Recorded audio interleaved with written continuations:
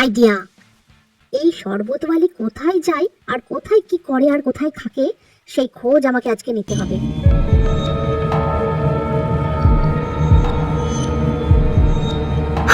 ওই তো যাচ্ছে। মায়া চুপি চুপি ওই অদ্ভুত শরবতওয়ালির পিছন নেয়। সে তার বাড়ি পর্যন্ত চলে যায়। সেখানে গিয়ে মায়া দেখে ওই অদ্ভুত শরবতওয়ালি ধীরে ধীরে একটা ডাইনিতে পরিণত হয়ে গেল।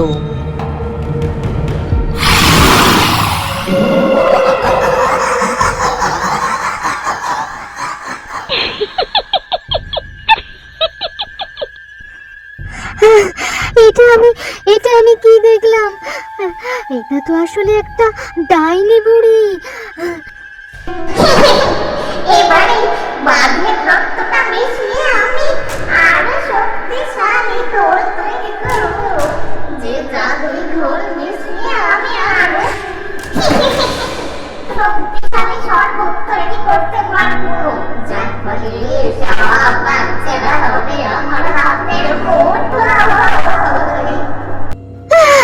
এই ডাইনি বুড়ি তাহলে ইচ্ছা করে সকল বাচ্চাদেরকে জাদুই শরবত খাওয়াচ্ছে যাতে সকল বাচ্চা অসুস্থ হয়ে যায়। এর বিহিত একটা আমাকে করতেই হবে, আমাকে বাঁচাতেই হবে সকল বাচ্চাকে। আরো শক্তিশালী করতে হবে আমাকে এই জাদুই ঘোলটাকে, যাতে সকল বেগুনি রঙের বাচ্চাগুলো বাড়িতে বেহুশ হয়ে না পড়ে থাকে, আমার কাছে চলে আসতে পারে অমাবস্যার রাতে। তারপর আমি ওই বাচ্চাগুলোকে অমাবস্যার রাতে কি করবো? কি করবে ডাইনি বুড়ি? কি করবে ওই বাচ্চাগুলোর সঙ্গে? ওর মধ্যে তো আমার ভাইও আছে, আমার পাড়ার ছেলে রাজাও আছে। মায়া এখনো বুঝতে পারেনি ডাইনি বুড়ি ওই বাচ্চাগুলোর সঙ্গে কি করবে যারা বেগুনি রঙের হয়ে বেহুশ হয়ে পড়ে আছে বিছানাতে।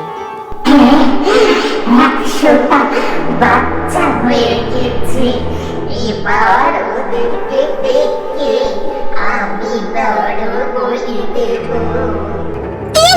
নরবলি? তারপর আমি আবার 1000 বছরের জন্য সুন্দরী যুবতী হয়ে যাব।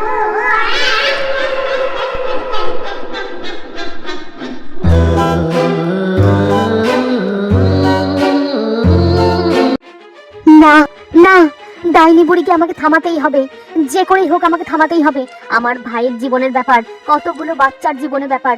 100টা বাচ্চাকে এইভাবে নরবলি দিতে পারে না ডাইনি বুড়ি।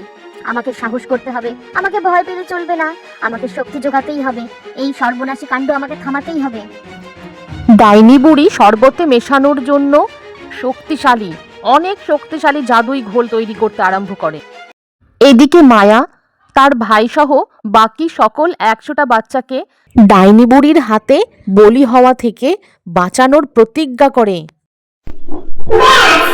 এবার আমার জাদুই ঘোল তৈরি হয়ে গেল। এবার শরবতে মেশাবো আর বাচ্চাগুলোকে ধরে ধরে খাওয়াবো। ফ্রিতে শরবত খেয়ে যায়। তখন মায়া তার এলাকার সকলকে জড়ো করে ওই ভয়ঙ্কর ডাইনি বুড়ির কুকীর্তির কথা বলতে আরম্ভ করে। মায়ার কথা সকলে খুব আগ্রহ করে শুনতে থাকে। অমাবস্যার দিন ওই ভয়ঙ্কর ডাইনি বুড়ি সকল বাচ্চাদেরকে নরবলি দেবে। এই বিপদের হাত থেকে সকল বাচ্চাকে আমাদেরকে উদ্ধার করতেই হবে, যে করেই হোক। তখন ওই ভিড়ের মধ্যে থেকে একজন ক্যামেরাম্যান ক্যামেরা হাতে মায়াকে বলল, তুমি যে ব্যাপারে বলছো সে ব্যাপারে আমার অনেক অভিজ্ঞতা। এই দেখো, আমার ক্যামেরাতে অনেকগুলো ভূতের ছবি বন্ধ করে রাখা আছে। ভূতেদের ছবি ক্যামেরা বন্দি করে রাখাই আমার কাজ। আমি এমন একজনকে চিনি যে তোমাকে এই ব্যাপারে সাহায্য করতে পারবে। চলো আমার সঙ্গে, আমি তোমাকে ওর কাছে এখনই নিয়ে যাচ্ছি। মায়ের মুখে যা শুনলাম, এই ডাইনি বুড়ি কোনো সাধারণ ডাইনি বুড়ি নয়, এই নরবলি দেওয়া একজন ভয়ঙ্কর ডাইনি বুড়ি। এই ভয়ঙ্করী ডাইনি বুড়িকে জব্দ করতে হলে খুব সাবধানে আর খুব কার্যকরী উপায় অবলম্বন করতে হবে। ঠিক বলেছো তুমি সারঙ্গ। ডাইনি বুড়ি যদি সত্যি ভয়ঙ্কর হয় তবে তোমাকে খুব সাবধানে কাজ করতে হবে মায়া। এই না, এই বেগুনি থলেটা ধরো, আর এই যে দিক নির্ণয় যন্ত্রটি দেখছো নীল রঙের, এটিও ধরো। শোনো মায়া, এই বেগুনি রঙের জাদুই থলে থেকে জাদুই গুঁড়ো তোমাকে ডাইনি বুড়ির জাদুই ঘোলে মিশিয়ে দিতে হবে। আর এই জাদুই দিক নির্ণয় যন্ত্রটাও তুমি ওর মধ্যে ফেলে দেবে। আর হ্যাঁ, তোমাকে এই কাজগুলো খুবই সাবধানতার সঙ্গে করতে হবে। ডাইনি বুড়ির জাদুই খুলে এই জাদুই জিনিসগুলো দেওয়ার সঙ্গে সঙ্গে ডাইনি বুড়ির গোটা গায়ে আগুন লেগে যাবে এবং সে মারা যাবে। মায়া চুপি চুপি ডাইনি বুড়ির বাড়ির কাছে যায়, দেখে ডাইনি বুড়ি এখনো জাদুই ঘোল তৈরি করছে। তাই সে ডাইনি বুড়ি যাওয়ার জন্য অপেক্ষা করতে থাকে।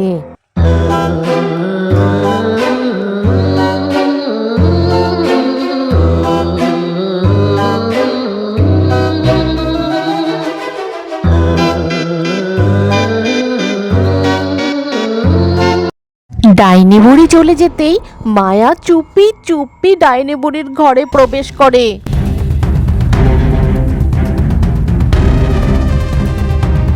না না, আমাকে ভয় পেলে চলবে না, আমাকে সাহস করতেই হবে। প্রথমে এই নীল রঙের জাদুই দিক নির্ণয় যন্ত্রটা আমি এর মধ্যে ফেলে দিই। এবার এবার এই জাদুই বেগুনি থলের জাদুই গুঁড়োটা এই জাদুই ঘোলে আমি দিয়ে দিই।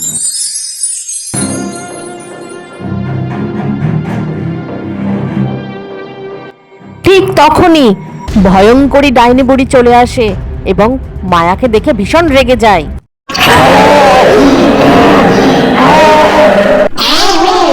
তুই এখানে কি করছিস? মরার জন্য এখানে এসেছিস? হ্যাঁ, দাঁড়া, তোর আমি এখনই ব্যবস্থা করছি।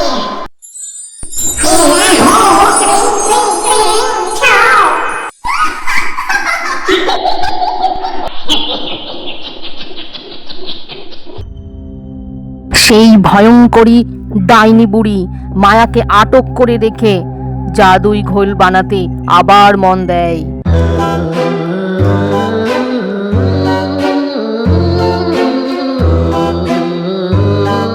কিন্তু ঠিক তখনই মায়ার দেওয়া জাদুই জিনিসগুলোর প্রভাব ডাইনির ওপর হতে শুরু করে